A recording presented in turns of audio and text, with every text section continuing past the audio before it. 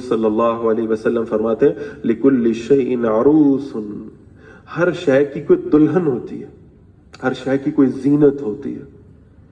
وَعُرُوسُ الْقُرْآنِ الرَّحْمَانِ، اور جو قرآن کی زینت ہے، قرآن کی دلہن، یہ سورۃ الرحمن ہے.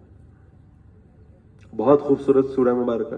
اور جیسے آپ نے سورۃ القمر میں ایک پیٹرن دیکھا تھا کہ ایک ہی آیت بار بار ریپیٹ ہو رہی ہے وَلَقَدْ يَسَّرْنَا الْقُرْآنَ لِلذِّكْرِ فَهَلْ مِن مُدَّكِرٍ، اسی طرح سورۃ الرحمن کا بھی ایک خاص پیٹرن ہے، اور اس میں بھی ایک آیت ہے جو بار بار ریپیٹ ہو رہی ہے فَبِأَيِّ آلَاءِ رَبِّكُمَا تُكَذِّبَانِ. بہت خوبصورت سورہ مبارکہ ہے، اور یہ تاقرات بھی ہے. تو ہم اللہ سے اس نیت سے پڑھتے ہیں، اللہ تعالیٰ سے یہ دعا کرتے ہوئے اس سورہ مبارکہ کو پڑھتے ہیں کہ اس میں اللہ نے جنت کی جو نعمتیں بتائی ہیں اللہ تعالیٰ وہ سب ہم کو عطا فرما دیں.